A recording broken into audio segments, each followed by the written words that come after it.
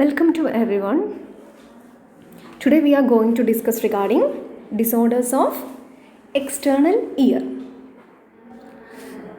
Let's see what all are the disorders including external ear.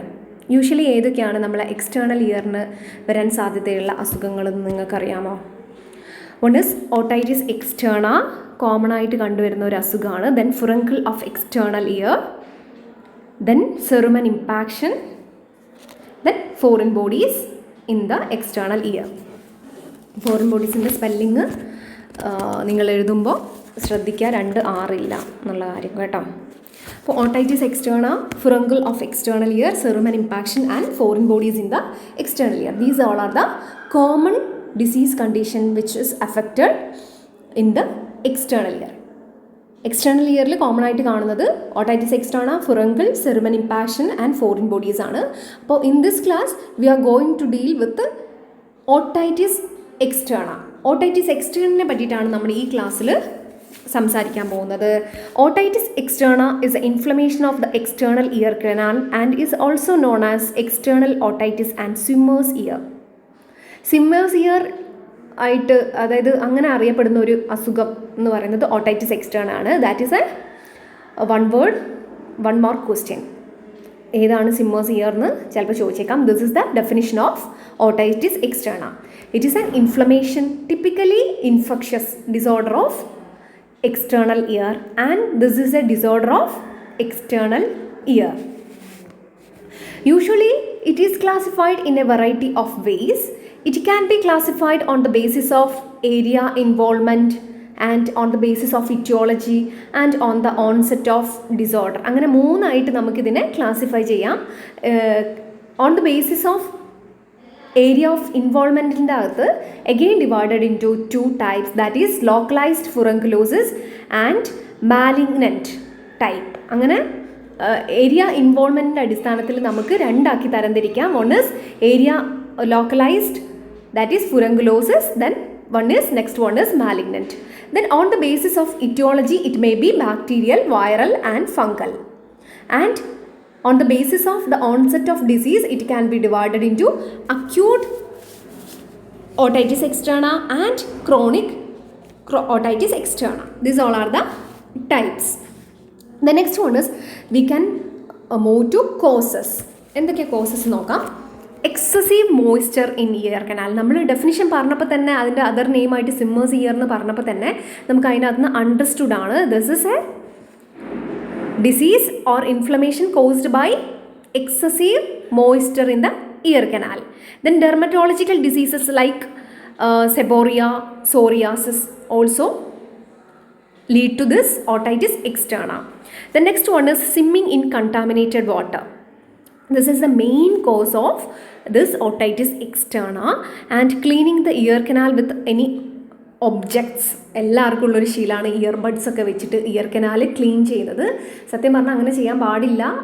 Because ഒരുപാട് diseases വരാനുള്ള സാധ്യതയുണ്ട്. ഇയറിൽ ഒരുപാട് ഡിസീസസ് വരാനുള്ള സാധ്യതയുണ്ട്. പിന്നെ അതുമല്ല, വാക്സ് എന്ന് പറയുന്നത് ഒരു പ്രൊട്ടക്റ്റീവ് കവറിങ് പോലെയാണ് ആക്ട് ചെയ്യുന്നത്. So this is an another cause, that is usage of any objects in the ear. Then use of exposure to irritation like hair products, then use of earphones, earplugs, etc. Drainage from the tympanic membrane perforation, that is caused by any bacterial, viral or fungal infections. Then injuries in the ear due to any foreign objects. Then furuncles in the external auditory canal. These all are the causes, main causes of otitis externa. Next we can see clinical manifestations of otitis externa. Clinical manifestations including swollen and inflamed ear canal. Itching can be mild to severe in nature. It is mainly in fungal type and chronic type. Fungal otitis medialum chronic otitis medialindeയും main manifestation എന്ന് പറയുന്നത് etching ആണ്. The next one is increasing pain, burning sensation in the ear. Burning sensation ഉണ്ടാവാനുള്ള സാധ്യതയുണ്ട്. Then pain, fever, inflammation ആയതുകൊണ്ട് തന്നെ fever ഉണ്ടാവും, cellulitis, and in severe cases hearing loss will be there. Then otorrhoea ഉണ്ടാവും. Otorrhoea common in bacterial infection, ചെവിയിൽ നിന്ന് ഒലിക്കും. That is otorrhoea, common in bacterial infection. ഇതൊക്കെയാണ് അതിൻ്റെ ക്ലിനിക്കൽ മാനിഫെസ്റ്റേഷൻ. ഇയർ ഏക്കും ഇച്ചിങ്ങും ഓട്ടോറിയയും, ഓറൽ ടെൻഡനൻസ് ഉണ്ടാവും ചില സമയത്ത്, ear discharges, burning sensation in the year,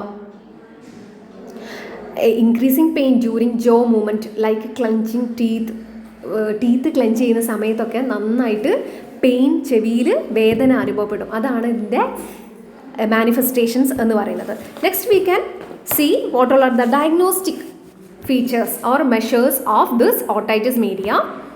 Diagnosis, there is no need of any investigations. സത്യം പറഞ്ഞാൽ ഇതിന് ഒരു ഇൻവെസ്റ്റിഗേഷൻ്റെ ആവശ്യമില്ല. കാരണം ക്ലിനിക്കൽ ഡയഗ്നോസിസ് തന്നെ ഇസ് ഇനഫ്. ക്ലിനിക്കൽ ഡയഗ്നോസിസ് തന്നെ ഇനഫാണ്. Because physical examination reveals pain on touching pinna and ear canal examination we can diagnose this otitis externa easily. So investigations rarely needed. Investigations എന്തൊക്കെയാണെന്ന് വെച്ചിട്ടുണ്ടെങ്കിൽ microscopic examination shows causative organism. Pus എടുത്തിട്ട് culture and സെൻസിറ്റിവിറ്റിക്ക് വിടുന്ന സമയത്ത് മനസ്സിലാവുന്നതേ ഉള്ളൂ. Then biopsy in very rare cases to rule out the malignant of external ear. ഏതെങ്കിലും malignant disorder ആണോ എന്ന് നോക്കാൻ വേണ്ടി നമുക്ക് we can do biopsy and should be undertaken in case of presumed otitis externa not responding to appropriate antimicrobial therapy. Appropriate antimicrobial therapy respond ചെയ്യുന്നില്ല എങ്കിൽ മാത്രമേ നമ്മൾ ഈ ബയോപ്സിൻ്റെ ആവശ്യമുള്ളൂ. അല്ലെങ്കിൽ microscopic examination and otoscopic examination is needed. Then regarding treatment including analgesics, systemic and topical antibiotics, excision and abscess drainage, debris from ear canal recure cleaning under light. ഇതൊക്കെയാണ് അതിൻ്റെ ട്രീറ്റ്മെൻറ്റ് എന്ന് പറയുന്നത്. ഇതിനകത്ത് പറഞ്ഞു നമ്മൾ ഡിബ്രൈഡ്മെൻറ്റ് ചെയ്യും. It is help in clearance of infectious organisms. Debridement ചെയ്യുന്ന സമയത്ത് we can clean the debris and allow the topical ear drops to reach target tissues. Then packing of ear canal. ഇങ്ങനെ ചെയ്തിരിക്കുന്ന ഇയർ പിന്നെ pack ചെയ്യും. In case of canal oedema for better delivery of medicines and to reduce canal edema. Then for bacterial otitis externa ആണെങ്കിൽ we can use combination of neomycin and hydrocortisone. Bacterial otitis media ആണെങ്കിൽ we can use combination of neomycin and hydrocortisone. Then for fungal otitis external we can use cotrimazole. 1% solution is available, and other management include elimination of offending agent, which means those using hearing aids are advised to minimize the use of hearing aids. Hearing AIDS use ചെയ്യുന്ന ആരെങ്കിലും ഉണ്ടെങ്കിൽ അവരോട് hearing എയ്ഡ്സിൻ്റെ usage കുറയ്ക്കാൻ പറയാം. അതുപോലെ തന്നെ earbuds ഒക്കെ ഇട്ട് ക്ലീൻ ചെയ്യുന്ന ആൾക്കാരാണെങ്കിൽ അവരോട് അതും ഒഴിവാക്കാൻ പറയാം. Then administer of topical steroids. These all are the management. ഇപ്പോൾ ബാക്ടീരിയൽ മാനേജ്മെൻറ്റിനാണ് നമ്മൾ ആൻറ്റിബയോട്ടിക്സ്, പോളിമിക്സിൻ, നിയോമൈസിൻ, ഹൈഡ്രോകോർട്ടിസോൺസ് ഒക്കെയാണ് നമ്മൾ യൂസ് ചെയ്യുന്നത്. ഫംഗലിനാണെങ്കിൽ കോട്രിമാസസോൾ 1% ആണ് യൂസ് ചെയ്യുന്നത്. So next one is prevention and nursing management. As A nurse നമുക്ക് എന്ത് ചെയ്യാൻ പറ്റും? Avoid cleaning the external year canal using pins, cotton buds and match sticks, and instruct them to avoid swimming for a long time or in contaminated water to prevent water entering to the ear. Then protect ear while hair washing. Then elimination of offending agents like hearing aids, something like that. അപ്പോൾ ഇത്രയും കാര്യങ്ങളാണ് നമ്മൾ otitis എക്സ്റ്റേണനെ പറ്റി പറയാനുള്ളത്. This is A very short video.